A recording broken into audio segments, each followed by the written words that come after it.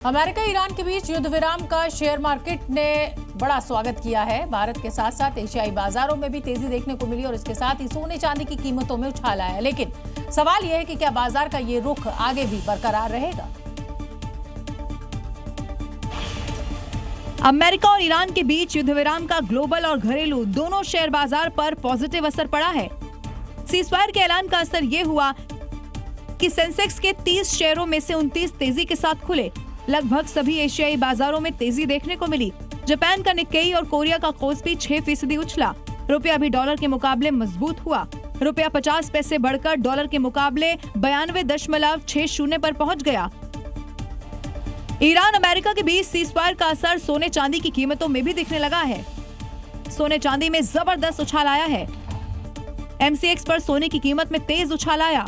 सोने में 3,600 रुपए से ज्यादा तेजी देखने को मिली और 1,53,000 रुपया प्रति 10 ग्राम तक पहुंच गया। वहीं चांदी में भी 13,400 रुपए से ज्यादा तेजी रही और इसका भाव 2,44,000 के पार पहुंच गया। एक ही दिन में चांदी में 12,000 रुपए से ज्यादा की तेजी देखी गई है।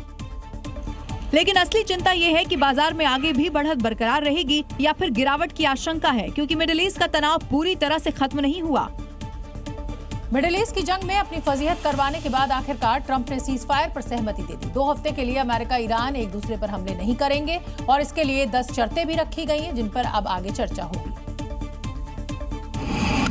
यानी युद्ध की वजह से जो पूरी दुनिया में तेल का संकट खड़ा हो गया था, उस पर 2 हफ्ते की राहत है। इस समझौते के तहत अमेरिका और इजराइल अपने हमले रोकेंगे, ईरान भी हमले बंद करेगा। साथ ही ईरान अपने परमाणु कार्यक्रम यूरेनियम इनरिचमेंट को बंद करेगा। दरअसल सीज फायर से पहले ट्रंप ने ईरान को कड़ी चेतावनी देते हुए उनकी पूरी सभ्यता खत्म करने की कसम खाई थी। साथ ही इंफ्रास्ट्रक्चर पर हमले की भी बड़ी धमकी दी थी, जिसके बाद से समझौते की कोशिश तेज हो गई।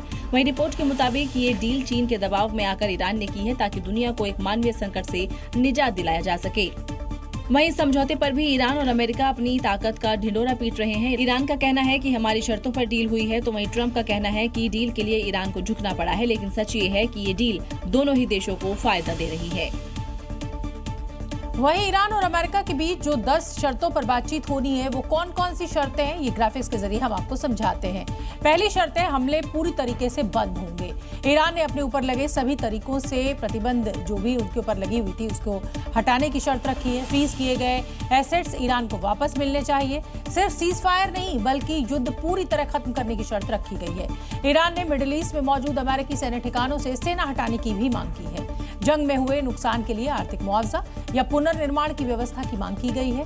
ईरान ने हॉर्मुज स्ट्रेट पर अपना नियंत्रण बनाए रखने की शर्त भी रखी है। जहाजों को हॉर्मुज से गुजरने की अब अनुमति होगी। ईरान ने प्रस्ताव रखा कि हर जहाज से करीब $20 लाख फीस ली जाएगी, जिसे वो ओमान के साथ शेयर करेगा। लेबनान में हिजबुल्लाह पर हमले समेत इलाके में तनाव खत्म करने की मांग भी शामिल है। यानी इन शर्तों पर अब आगे की बातचीत तो होनी है और उसके बाद ही कोई नतीजा निकलेगा। 15 दिनों के लिए सीज फायर घोषित कर दिया गया है। ट्रंप की बातें ट्रंप ही जाने। ईरान के साथ जारी युद्ध के बीच अचानक सीज फायर के उनके ऐलान ने फिर से इसे साबित कर दिया कि उनके मन में क्या चल रहा है। इसका अनुमान लगाना मुश्किल ही नहीं, नामुमकिन है। कुछ दिनों पहले तक ईरान को स्टोन एज में पहुंचाने की धमकी देने वाले ट्रंप का ये बदला रूप पूरी दुनिया को चौंका रहा है। ये ट्रंप का कौन सा अवतार है? ये वाला या फिर ये वाला? इनमें से असली ट्रंप आखिर कौन है, इसे सिर्फ और सिर्फ ट्रंप ही जानते होंगे। एक ट्रंप तो ये थे जिन्होंने ईरान को पाषाण युग में पहुंचाने की धमकी दी थी। इस ट्रंप के साथ नेतन्याहू बेहद खुश थे और ईरान पर दनादन हमले कर रहे थे, जिसका जवाब ईरान ने भी उन्हीं के अंदाज में दिया और सरेंडर करने का अल्टीमेटम दे दिया। तो ट्रंप ने अपना गुस्सा डबल कर लिया और पूरी ईरानी सभ्यता को ही नष्ट करने की धमकी दे डाली, जिसके बाद परमाणु बम के इस्तेमाल तक के कयास लगाए जाने लगे। अब ट्रंप के अगले कदम पर दुनिया की नजर गड़ गई। B-2 bombers, mother of all bomb के इस्तेमाल की खबरें आने लगी। लेकिन अगले ही पल ट्रंप ने शहबाज के हाथों सीज फायर का पोस्ट करा दिया और फिर व्हाइट हाउस से ईरान के पुनर्निर्माण में भागीदार बनने वाला स्टेटमेंट जारी कर दुनिया को एक बार फिर से चौंका दिया।